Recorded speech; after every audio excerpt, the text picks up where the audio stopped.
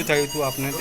સાહેબ હું તીર્થમાં દર્શન કરવા જઈ હતી તો સાહેબ બાઇક વાળાએ ટક્કર મારી, બાઇક વાળા ફેંકી દીધી જતો રહ્યો. અને ક્યારે થયું હતું અકસ્માત? છેલ્લા સોમવારે.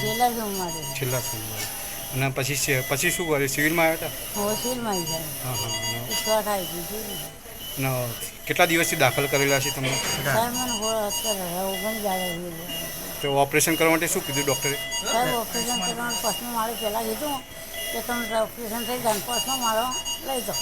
એટલે 5મો માળો મને 17 દાડા રાખી બરાબર. પછી ના હોય 3જા માળો લઈ જાઓ. 3જા માળો લઈને તે હવે કોઈ ઓપરેશન કરવા માટે કોઈ આગળની કોઈ કાર્યવાહી કરી ડૉક્ટરે? છૂટી પડે આ બધી મેં જવાબદારી તમારી કે કોઈ સાહેબ એમ કીધી. આમ બોલો. ગોપાલભાઈ જયચંદ્ર તીરી સાહેબ. શું થયું હતું તે? માજી તરીકે મધેના મેળામાં ગયેલો હતો. સારા મેળાનો છેલ્લો સમાર હતો સાહેબ. અને બાઇકવાળો ટક્કર મારીને જતો રહ્યો બરાબર. એના પછી અમે એક્સપર્ટ બોલાવી અને દવાખાનામાં એડમિટ કર્યો સાહેબ.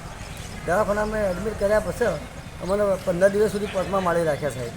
અને ડૉક્ટરે કહેતો હતો કે ઓપરેશન કરીએ, આજ કરીએ, કાલ કરીએ. ઓપરેશન ડૉક્ટરે કર્યું નહીં કે પેલું કેડ નહીં, આ આયુષ્માન કેડ નહીં, એ આયુષ્માન કેડ મેં કટાવ્યું સાહેબ. તો એ ડૉક્ટરે છેલ્લા જતો આઈસીયુમાં મારી માને ગાલી અને છૂટી પડ્યા. એમ કીધું કે કફ થઈ ગયા છે, ફેફસામાં પાણી ભરાઈ ગયું છે અને હવે ઓપરેશન કરીએ તો અમારી કોઈ જવાબદારી નહીં. તો સાહેબ આટલા દાડો બી હું લે ગાલી મેં લેવાનો હોય. અને આગળ કોઈ ડૉક્ટરે કોઈ કાર્યવાહી કરી ખરા? કોઈ કાર્યવાહી ડૉક્ટરે કરી નથી સાહેબ. દવા ગોળી આલીને સમજાવી દીધા. 18 દિવસ સુધી ચલાવ્યું હમણાં. ને ઓપરેશન કોઈ કર્યું ખરા? ઓપરેશન કોઈ કર્યું નથી સાહેબ.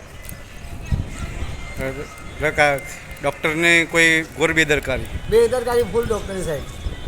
કોઈ મારી માને કોઈ થશે તો જવાબદારી સિવિલની રહેશે. શું થયું હતું આપની સાસુનું? એ સાસુમાં મેળા જ હતો. મેળાથી જઈને છેલ્લા સોમવારે મેળા જઈને આવતો સ્કૂટરે ટક્કર મારી હતી. સ્કૂટરવાળો તો જતો રહ્યો અને એમને લાઈન વડનગર સિવિલમાં એડમિટ કર્યા હતા બરાબર. એડમિટ કર્યા પછી પહેલા દિવસે એમ કીધું કે આયુષ્માન કાર્ડ નથી. આયુષ્માન કાર્ડ કઢાવતા 4-5 દિવસ થઈ ગયા. 4-5 દિવસ થયા. એના પછી એ ડૉક્ટરોએ એમ કીધું કે હવે આવક તો ગામમાં જાય તો કે આવકનો દાખલો લાવો. આવકનો દાખલો લાવ્યા. એ બધું કરતાં 18 દિવસ થયા. 18 દિવસથી આજ સુધી કોઈ ટ્રીટમેન્ટ કરવામાં આવી નથી. અને જો આવા નરેન્દ્ર મોદીના ગામમાં આવું બધું થતું હોય તો પછી બીજાની તો ક્યાં વાત જ રહી.